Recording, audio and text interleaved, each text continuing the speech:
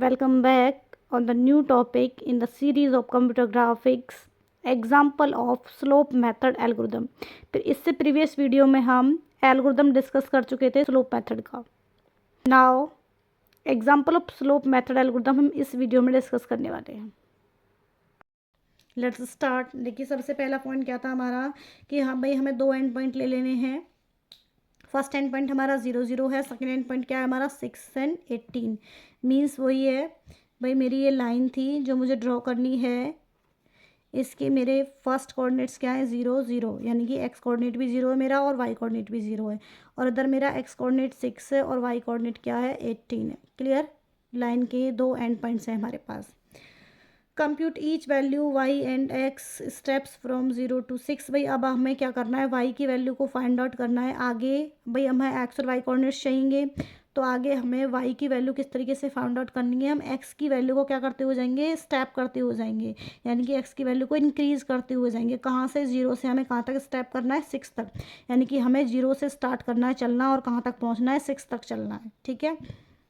और अपने पॉइंट्स को, रिजल्ट्स को प्लॉट करते जाएंगे, यानी कि जो भी ये पिक्सेल्स हमारे निकलेंगे इनके जो भी हमारे पास एक्स और वाई कोऑर्डिनेट्स होंगे हम उन्हें प्लॉट करेंगे। इस तरीके से हमारी एक लाइन ड्रॉ हो जाएगी स्क्रीन के ऊपर। ठीक है। तो देखिए हेयर x1 हमारा 0 है और y1 क्या है हमारा 0। x1 भी हमारा 0 और y1 भी हमारा 0 है। क्लियर। हम देख पा रहे हैं कि यहाँ पर x2 क्या है हमारा 6 और y2 क्या है हमारा 18। क्लियर। इसके बाद भाई हमें m को फाइंड आउट करना है, तो m क्या था हमारा dy/dx और dy क्या होता है हमारा y2 - y1। y2 हमारा 18 है, 18 y2 - y1 था तो 18 - 0। ठीक है। ऐसे ही dx क्या था हमारा x2 - x1। x2 हमारे पास 6 है, 6 - 0 करेंगे। ठीक है। देखिए 18 में से 0 को माइनस करेंगे तो 18 ही बचेगा, 6 में से 0 माइनस करेंगे 6। तो यहाँ 6 से जब हम 18 को डिवाइड करेंगे तो हमारे पास क्या रिजल्ट आएगा 3। तो हमारे पास स्लोप कितना निकल कर आया है, 3 निकल के आया है। क्लियर। अब हमें ऐसे ही अपनी y की वैल्यू को भी अब ऐसे ही हम अपनी c की वैल्यू को भी फाइंड आउट कर लेंगे। c के लिए हमारे पास इक्वेशन क्या बन रही थी, y - mx। ठीक है। या हम कह सकते हैं y1 - mx1।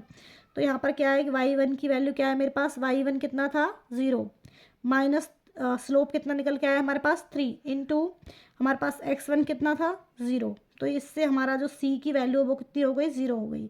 तो मेरे पास c अभी फिलहाल कितना है 0 है और मेरे पास स्लोप कितना है 3 है। अब आगे देखते हैं equation of the line is. अब हमारे पास इक्वेशन क्या थी लाइन की, y = mx + c। तो यहाँ से y क्या हो गया, y = क्या हो गया 3x + 0, क्योंकि c क्या था हमारे पास 0 आया था। तो 0 जब हम पुट करेंगे तो ये हमारा क्या रह जाएगा 3x, और m क्या था हमारे पास 3। तो 3x + 0 क्या होता है 3x। तो y = क्या आ गया मेरे पास 3x। यानी कि जो मेरी y कोऑर्डिनेट निकलने वाला है आगे, जब हम आगे स्कैनिंग करेंगे अपनी लाइन की, तो y कोऑर्डिनेट किसकी हेल्प से निकलेगा, y = 3x की हेल्प से, 3x की हेल्प से। तो देखिए x कोऑर्डिनेट हो गया है मेरा और y कोऑर्डिनेट क्या है मेरा 3x। ठीक है। तो y x कोऑर्डिनेट क्या था मेरे पास शुरुआत में 0 और मेरे पास y कोऑर्डिनेट भी क्या था शुरुआत में 0 था। इनिशियली मेरे पास दोनों कोऑर्डिनेट्स क्या हैं 0 0 हैं। अब मुझे आगे के पॉइंट्स फाइंड आउट करने हैं। अब ये कह रहा था कि x को क्या कर दीजिए, आगे अपने एल्गोरिदम में देखा था कि x की वैल्यू हमें किस तरीके से फाइंड आउट करनी थी। भाई x की वैल्यू हमें फाइंड आउट करनी थी, हमें x के अंदर इंक्रीमेंट करना था 1 का, यानी कि स्टेपिंग करनी थी। अभी हम 0 पर हैं तो एक स्टेप आगे बढ़ना है, 1 पे जाना है, देन 2 पे जाना है, देन 3 पे जाना है। पहले हमारे 0 है, फिर 1 पे जाएंगे, 2 3 4 5 6, इस तरीके से हम x की वैल्यूज़ को फाइंड आउट कर लेंगे। और जब हमारे पास x की वैल्यू फाइंड आउट हो जाएगी तो हम ईजिली अपनी y की वैल्यू को भी क्या कर सकते हैं, फाइंड आउट कर सकते हैं। क्लियर। क्योंकि y की वैल्यू क्या थी हमारी 3x थी। तो देखिए जब हम इसके साथ पुट करेंगे 3 × 0 तो क्या होगा हमारा 0। अब देखिए आगे मुझे y की वैल्यू फाइंड आउट करनी है, तो y की वैल्यू हम किस तरीके से निकाल पाएंगे। अभी देखिए मेरे पास x की वैल्यू कितनी है 1। अगर मैं 3 के साथ 1 का मल्टीप्लाई करूँगी तो y कितना आ जाएगा मेरे पास 3। अभी फिलहाल मेरे पास x की वैल्यू कितनी है 2। मैं 2 का मल्टीप्लाई 3 के साथ करूँगी तो मुझे क्या मिलेगा 6। y की वैल्यू कितनी मिलेगी 6। ऐसे ही आगे मेरे पास x कितना है 3, तो मेरे पास y कितना आ जाएगा 9। मेरे पास x कितना है 4, y कितना हो जाएगा 12।